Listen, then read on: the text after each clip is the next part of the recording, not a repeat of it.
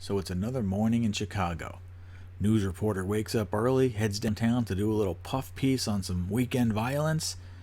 Oh boy, look what happens next. So by now, everyone knows that Chicago has a bit of a gun violence problem. I'm not sure why the politicians don't want to admit this or they don't want to do anything, but it's pretty bad. Now, every weekend you hear, oh no, another 30 were killed. Oh no, another 25 were killed. And big holidays like 4th of July and stuff, they're even worse. But why do you think that is? Now, this guy I have on screen here, I don't think anyone knows his name yet. Well, obviously, people know his name, but he's a wanted person of interest, they say. Well, what could this guy do? Looks like he's walking out with a couple of coffees and, I don't know, just got a hood on. What's the problem? Oh, I did mention the gun violence thing. You'll never guess what this guy did live on TV. Take a peek at this. This is a funny one.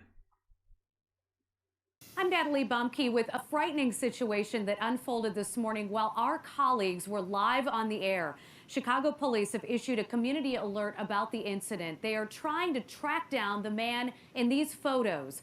Around 7 o'clock this morning at the corner of Clark and Hubbard, while our reporter was in the middle of a live report about gun violence in Chicago, a man walked up and pointed what appeared to be a firearm at our crew. Right now, police are calling this man a person of interest, accused of aggravated assault with a... Okay, that's enough of that. A person of interest, yeah. This was at 7 o'clock in the morning, and this was during a report about gun violence. This is dripping with irony. These stories are just entertaining. Now, of course, this is Fox again. You're not going to see this on CNN for some reason, but there's a couple of points here that are worth noting. One, 7 o'clock in the morning. Two, this guy pointed a gun at a TV camera. I mean, he had to know he was being filmed, so he's probably incredibly stupid. Or he knows he's never going to get caught. Look, I don't know what happened to cops over the last couple of years. Ever since maybe George Floyd, cops are not going to arrest this guy. And if they do, I will apologize, and then I'll wait for the DA to drop the charges, because it's Chicago, and they are not going to prosecute this guy. He is untouchable. It might have something to do with his family lineage. Maybe he comes from very wealthy political donors. Maybe it's just something that you can see by looking at him from across the room. But ever since George Floyd, no cops are going to touch this guy. What? They rough him up a little bit, break a fingernail? They'll lose their jobs. And if they happen to, if the guy pulls that same gun out and points it at the cops can't shoot him. They can't tackle him. They can't hold him down on the ground in handcuffs. None of that. The cops' lives will be over. They'll be arrested for abuse, cruel and unusual punishment. I'm not sure. But even if they do arrest him, the whole city will erupt in a riot. Oh, it's unfair. He was just pointing a gun at people. Why'd you have to stop? That's what Chicago is now. And there's another thing that's really interesting. And it harkens back to a long time ago. Oh, no, wait. I meant last week.